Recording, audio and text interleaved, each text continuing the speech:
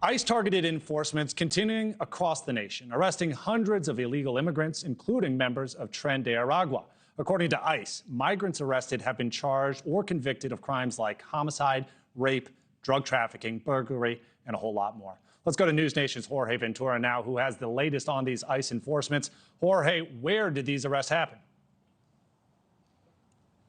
Well, Alex, just in recent days, ICE launching multiple operations in different states targeting individuals in the country illegally with ties to gangs. Now, just in the first 50 days of the Trump administration, ICE authorities have arrested over 1,100 gang members. And one of those latest operations do include Northern Virginia, targeting MS-13 and 18th Street gang members, leading to more than 200 arrests. Authorities say that these gangs have been expanding their reach across the D.C. suburbs, using violence and extortion to control local communities. Meanwhile, in Houston, Texas, ICE led a week-long operation that did result in over 640 arrests, including 7 documented gang members. Charges included violent felonies like sex offenses, drug trafficking, and aggravated assault. And now we're also seeing how the Lincoln-Riley Act is already changing ICE's approach, giving agents more authority to detain even non-violent offenders. One of the major operations under the Lincoln-Riley Act was just wrapped up in Florida, where ICE special agents working alongside the FBI, the DA, ATF, and U.S. Marshals arrested 14 individuals.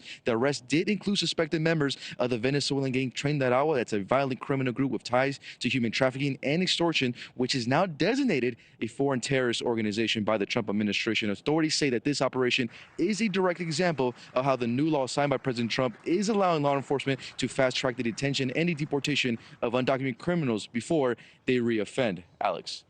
Jorge, with illegal crossings at some of the lowest levels in years, the question is whether or not that pressure has eased for Border Patrol and the agents on the ground. We did just hear Allie Bradley share one story about recently a baton being taken from CBP agents right there on the border. What more do you know about the challenges that are there on the ground?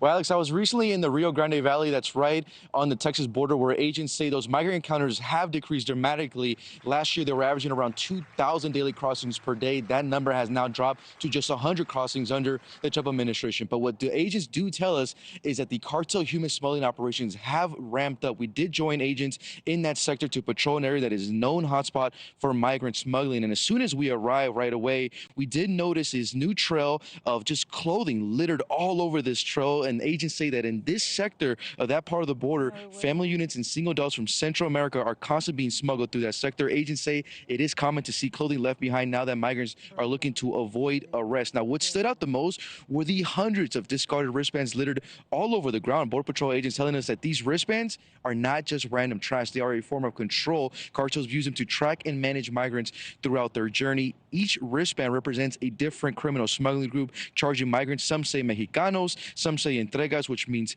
translates to deliveries. Even with fewer people crossing, cartels are continuing to adapt, ensuring those operations continue. And Alex, a new tactic that cartels are now using when it comes to this colored wristband system that agents tell us is that some migrants are even paying extra to cartels. So in the case that they are deported back to Mexico, they do not have to pay criminal smugglers to cross that Rio Grande. Again, agents say while those encounters are down, they have to stay one step ahead of cartels and smugglers on the border. Alex. Thanks for watching. Go to joinnn.com to find News Nation on your screen. And don't forget to click the red subscribe button below to get more of News Nation's fact-driven, unbiased coverage.